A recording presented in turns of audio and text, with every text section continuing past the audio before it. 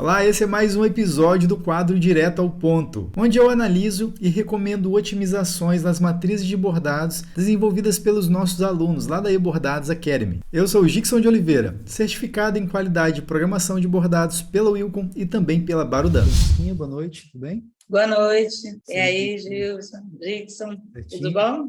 Tudo jóia. Vamos lá, Francisquinho, eu tenho aqui essa matriz que você desenvolveu aqui no software Wilcom Embroidery Studio. Agora a gente precisa fazer um estudo para apontar possíveis pontos de melhorias ou até possíveis correções aqui em relação à programação dessa matriz. E a gente gosta de começar do começo. O primeiro passo que eu vou fazer aqui é analisar o tamanho.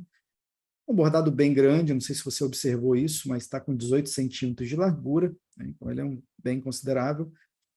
A quantidade de pontos dele está até razoável pelo tamanho, mas isso dá ao fato, certamente, você ter trabalhado com os pontos mais leves, né? Menos carregado na densidade do ponto ali. Tá? Só observações mesmo, não estou dizendo que está errado, não, mas a gente vai usar aqui o Shift R para usar o recurso de redesenhar devagar, para a gente interpretar como você fez, entender como você fez a programação desse bordado, fez ali a parte dos contorninhos das flores, né? Das folhas, em corrido simples, e aqui já está fazendo a aplicação dos pontos em si, né?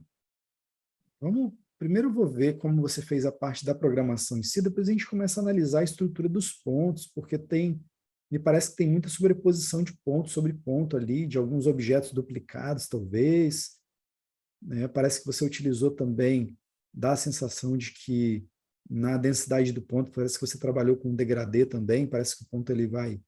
Enfim, deixa eu entender um pouco mais do desenho e a gente vai...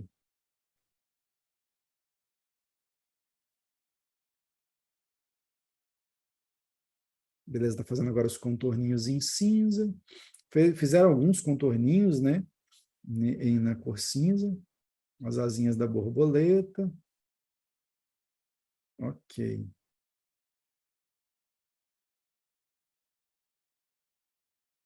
E agora algumas folhinhas, as asinhas das borboletas ali em ponto cheio. Bom, vamos lá então, Francisquinha. Deixa eu só procurar algumas coisas que eu observei enquanto a máquina, enquanto o software fazia a simulação do bordado aqui, só para mim tirar algumas conclusões a respeito do que me pareceu ser um ponto de preocupação. Vamos ver se de fato existe essa preocupação. Aqui eu estou percebendo que você trabalhou com dois objetos aqui, como se fosse um degradê, né? Então, trabalhou com um sobre o outro. Só que a gente quase que não está percebendo a aplicação desse cinza por cima do roxo aqui, né? Por baixo do roxo, na verdade. Né? Pelo menos nessa parte aqui, pelo menos no 3D do Wilcom aqui. De repente, no bordado, isso tenha um pouco mais de aspecto, né? Mas, então, não quer dizer que é um problema, não. É só uma observação mesmo, que está com uma aplicação de degradê bem forte aqui, apesar da gente não... Né, a interação entre os dois objetos não está me parecendo que vai ficar uma coisa... vai ficar um sombreado legal. Parece que está faltando um pouco de raciocínio aqui com relação à aplicação de luz, né? A gente tem que raciocinar na programação também pensando um pouco na questão lógica do desenho, né? Poxa, onde que nesse desenho está incidindo luz para que a luz seja representado com cores mais claras e na posição contrária do desenho, que possivelmente seria uma sombra, representado por cores mais escuras. Então está faltando um pouco de coerência nisso, nessa aplicação. Me parece que foi simplesmente uma pura aplicação de degradê apenas para usar a ferramenta. Não necessariamente isso vai trazer um resultado visual adequado para o desenho, que faça sentido, que agregue valor, né? Então é só uma observação mesmo, que ficou, assim, nesse aspecto, ficou um degradê, né? Mas não necessariamente que ele está trazendo valor ao desenho. Uma vez que ele está um degradê isolado, né? Não tem mais degradê sendo aplicado pelas outras demais partes, demais elementos do desenho, logo não tem uma coerência de aplicação de sombra, porque quando aplica sombra num desenho, a gente tem que ter sombra em todo ele, né? Então, no gatinho, no joelho, no cotovelo, no roxinho, no braço, na roupa, na saia, nas costas da saia, na frente. Então, teria que ter um pouco mais de raciocínio para isso fazer sentido. Mas, beleza, a aplicação vai funcionar, vai ter esse degradê na hora que bordar, só não vai fazer muito sentido na prática para esse entendimento, para essa leitura que eu estou fazendo do desenho, tá? Mas beleza, pulando isso, vamos ver agora as demais partes aqui dos demais elementos do desenho, o que a gente tem aqui para raciocinar, tá? Teve umas coisas que eu vi aqui que eu quero estudar um pouco melhor. Por exemplo, esses sapatinhos aqui, ó, eu acho ele muito estreitinho para trabalhar com ponto tatame, tá? Eu recomendaria trabalhar com ponto cheio, tá? Recomendação, não é obrigatoriedade, mas eu acho que fica um aspecto mais harmônico, essa diferença, tá, de aplicação de ponto entre tatame para objetos mais largos, e aqui eu estou tomando a liberdade de mudar também um pouco o ângulo desse ponto cheio, justamente porque ele não precisa torcer tanto, porque é um objeto simples, né? Então ele não precisa de tanta torção.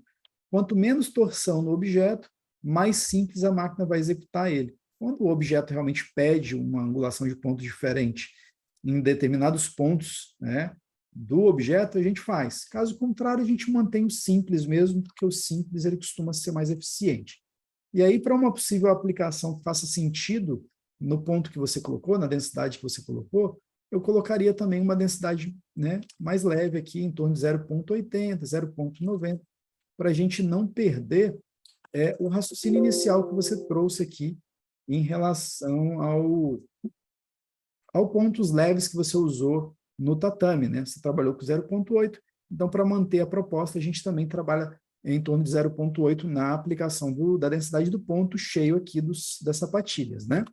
E aí, a gente pode também aqui eu colocar 12 milímetros na divisão automática, tá? Só por garantia, né? Não vamos trabalhar com ela desativada, não, mas trabalha com valor um pouco mais seguro ali, que é o limite do ponto cheio, que é de 12 milímetros. E ele vai dar eu gosto desse efeito, tá vendo, de diferença entre os pontos, dá uma ideia de profundidade, né, que a sapatilha, como é mais estreitinha, eu acho que vai ficar um efeito mais bonitinho aqui, né? Da mesma forma que você pode também aplicar esse raciocínio no rabinho do gato. Então, por exemplo, só o rabinho do gato poderia ser feito um objeto separado, dando exatamente essa silhueta aqui da curvatura do rabo, e a aplicação também em ponto cheio. Ficaria um aspecto de um desenho mais tridimensional, uma coisa mais trabalhada, uma coisa mais com maior valor agregado. E, diga-se de passagem, é uma coisa simples de se fazer, gasta aí poucos minutos para você criar esse rabinho, né? Então, você pode usar aqui a ferramenta, por exemplo, curva complexa para fazer, e aí você pode aproveitar a mesma silhueta do desenho que você já tem, né? Aqui no primeiro momento a gente está fazendo essa recomendação aqui, sem apagar o tatamezinho que a gente tem na parte inferior, sem problema algum, que a gente pode apagar na sequência, e aqui a gente vai aplicar, ó, literalmente isso aqui. Então, isso aqui vai ser o ponto cheio. Se você quiser economizar ainda mais tempo, você pode selecionar a sapatilha aqui, né, como padrão. A gente quer copiar o projeto, copiar a densidade, propriedade desse ponto. Então, você clica ali no objeto, que é o sapatinho, e vem aqui nessa opção, fazer propriedades atuais, para você copiar para a memória as informações acerca de tipo de ponto, densidade, espaçamento e tudo mais. E agora no rabinho aqui você vem, clica no rabinho e clica para aplicar as propriedades atuais, para que ele seja aplicado, né, as alterações que a gente tem na densidade daquele objeto em questão da sapatilha, também no rabinho do gato. Com a exceção da cor, que agora você precisa trocar a cor na mão. E nós teríamos uma proposta mais ou menos igual a essa que você está vendo na tela, ou seja, um gatinho com um aspecto, né, de mais valor agregado. Parece que deu muito mais trabalho fazer dessa forma, mas foram aí poucos segundos. Levei tempo para fazer, porque eu estou fazendo e explicando, mas na prática é até mais simples do que fazendo aqui. E aí, obviamente, a gente vai precisar só recortar um pouco aqui a estrutura do tatame original do gatinho, para que ele não tenha mais essa necessidade de fazer todos esses objetos.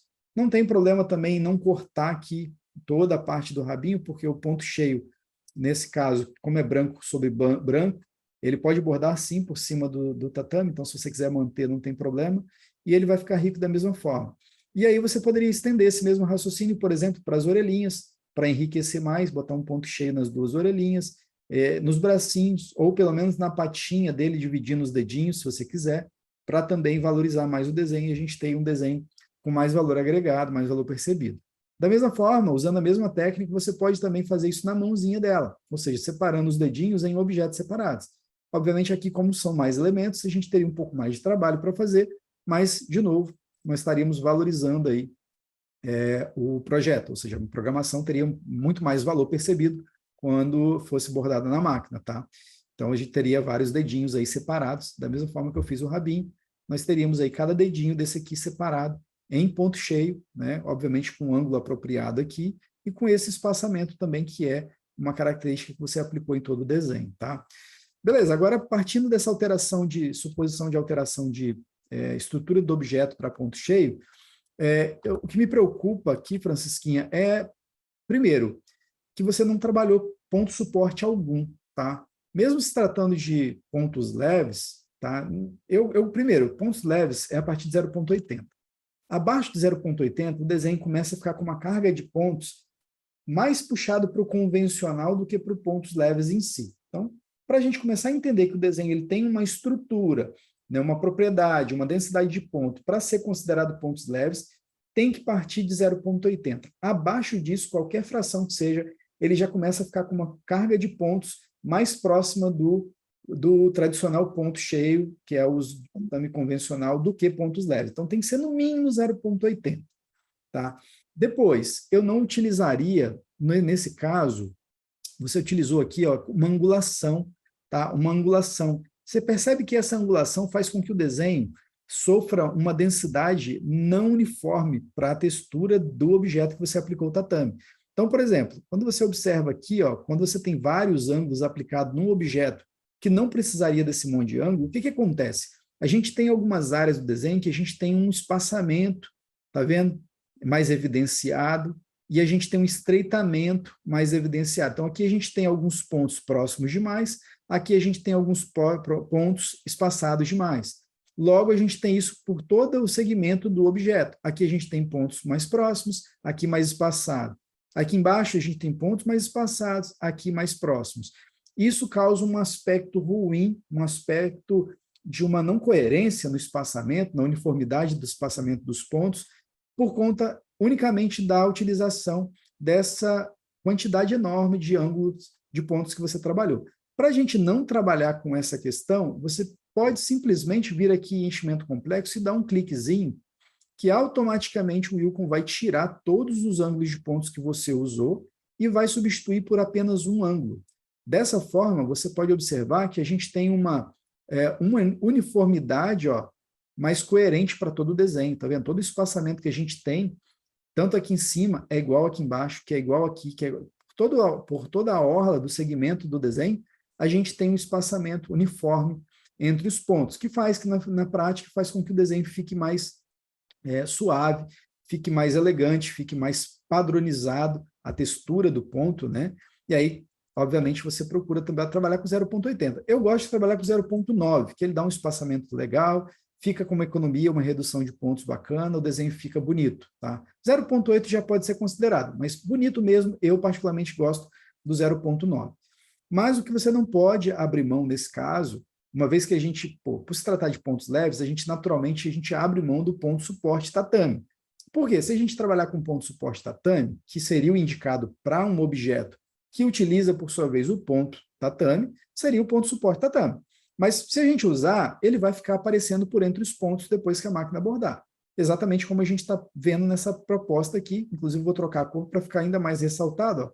Essas linhas no sentido contrário ao ângulo do ponto, é dado, né, essa visibilidade é dado ao espaçamento do ponto em si, que é mais leve. Por ocasião de ser mais leve, ele mostra por entre os pontos com mais facilidade.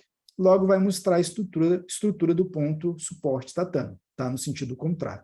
Então, por conta disso, a gente acaba abrindo mão do ponto suporte tatame para que ele não seja exibido por entre os pontos do bordado. Só que isso abre precedente para a gente desencaixar o desenho na hora que a máquina vai bordar, fazendo com que a gente tenha a necessidade de ter dois cuidados. Primeiro, precisão no registro de construção dos desenhos, ou seja, eles precisam estar alinhadíssimos, contorno, preenchimento, preenchimento com preenchimento.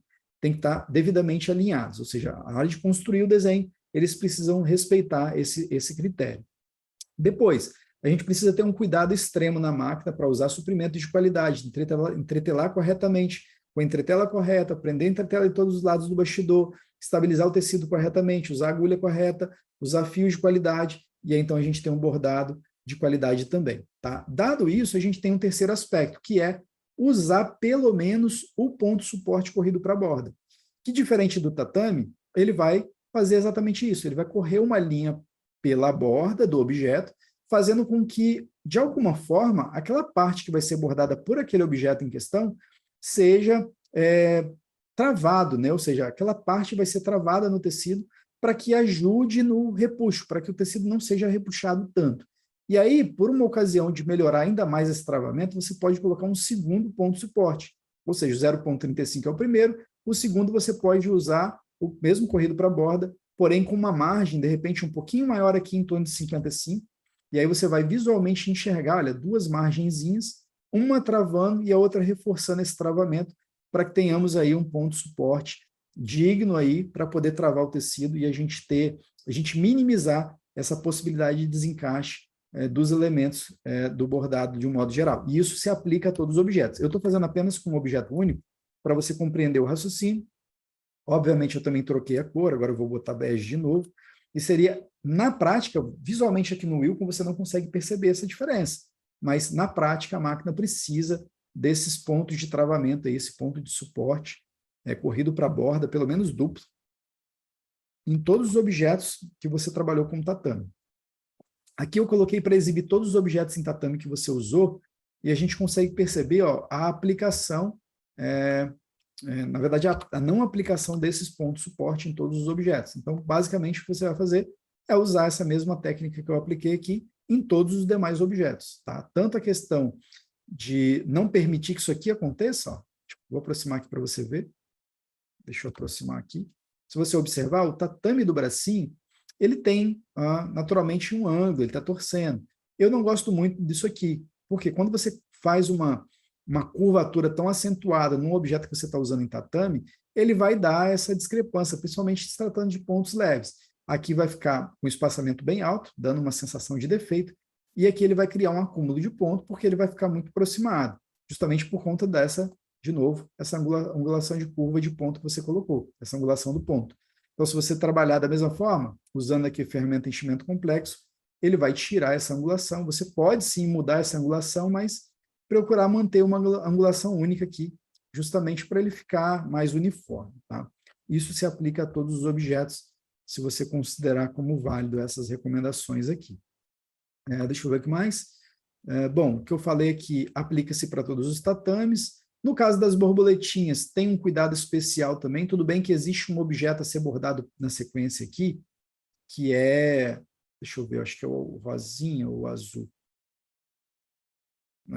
Tá vendo? Como existe um azulzinho aqui, justifica você ter cortado, mas tem que levar em consideração que esses pontinhos aqui em tatame, ele tem um estreitamento muito grande para bordar aqui essas areazinhas pequenas. Então, de repente, também nas asinhas da borboleta, você pode considerar trabalhar com ponto cheio também, na mesma circunstância que eu recomendei usar o ponto cheio lá na sapatilhazinha, né? Então, você pode também nas asinhas da borboleta, já que são bem estreitinhas as asinhas, você pode trabalhar com a aplicação do ponto cheio também, possivelmente até em pontos leves também, tá? Não é obrigatório fazer todo o desenho, uma vez que o desenho começou a trabalhar com pontos leves, com espaçamento maior, não é obrigatório que todos os elementos do desenho sejam em pontos leves, tá?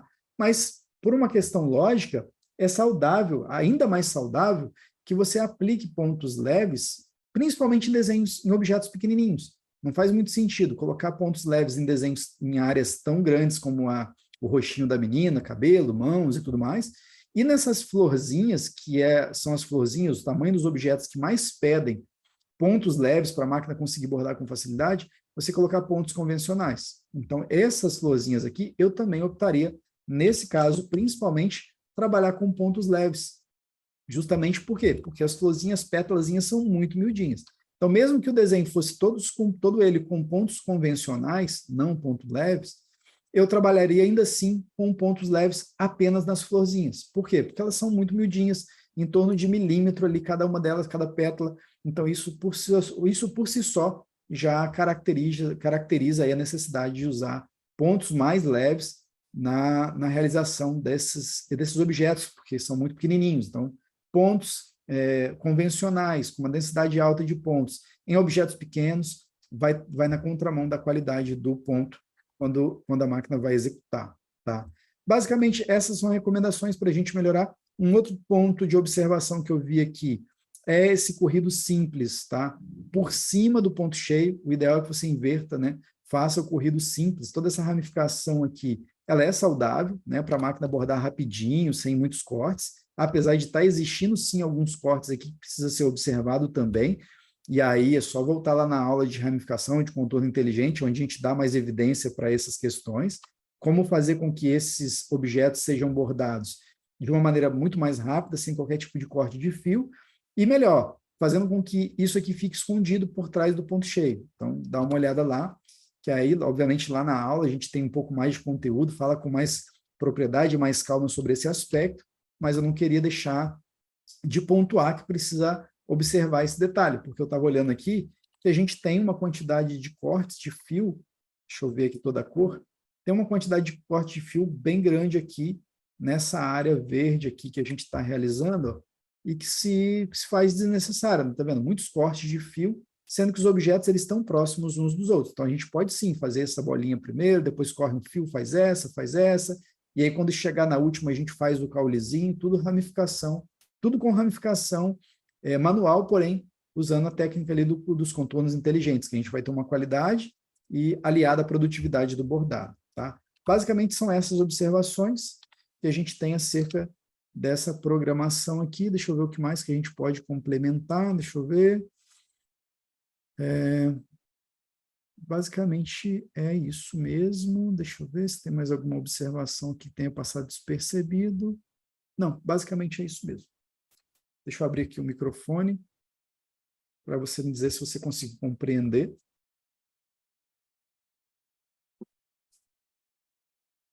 Falei bem rápido, tá, Francisquinha, como habitual, mas depois essa gravação vai ficar disponível durante a semana. Gostei muito das suas observações, são bem aceitáveis, claro, só para o crescimento, né? Legal. E amanhã mesmo, eu estarei observando cada ponto desse. Legal. E agradecer, porque a gente só tem a aprender mesmo, né? E cada dia e romper esses desafios. Sim, sim. Mas o legal, o desenho está no caminho certo. É só esses ajustezinhos e ele vai dar um salto assim para melhora. Depois você borda, inclusive. Você já bordou uma versão, aí depois que fizer essas alterações é importante você bordar. E é importante não só bordar. Bordar, enquanto a máquina estiver bordando, é importante você acompanhar, para você ver o processo de produção da máquina enquanto ela borda uma versão, e você vê a máquina bordando uma outra versão otimizada. Você vê que a máquina ela se comporta diferente, ruído diferente, né? A ruptura de fio diminui, a velocidade com que a máquina termina de executar o desenho diminui, e o melhor de tudo é que o resultado final, visualmente falando, fica mais maleável, o próprio bordado ele fica mais... ele se permite você bordar em materiais até mais leves, né? Ou seja, o que muitas das vezes é o que o cliente quer, ele quer bordar na fralda. E o que faz com que isso seja possível é o cuidado, esses detalhezinhos de cuidados que a gente faz na programação. Ok, muito obrigada. Eu só tenho a agradecer mesmo. Valeu, Francisquinha. Boa noite. Boa noite. As recomendações que eu dei nesse vídeo aqui foram baseadas no software Wilcon Embroidery Studio, que, na minha opinião, é o melhor software de programação de bordados do mundo. E para você assistir mais vídeos como esse aqui e ficar por dentro das melhores práticas sobre bordado computadorizado, basta então você se inscrever aqui no nosso canal do YouTube e também seguir a gente lá no Facebook e no Instagram. Aqui no YouTube é importante também você ativar o sininho para receber as notificações toda vez que a gente publicar um vídeo novo. E se você gostou desse vídeo, já aproveita para deixar o seu like e a gente se vê então no próximo vídeo. Até logo!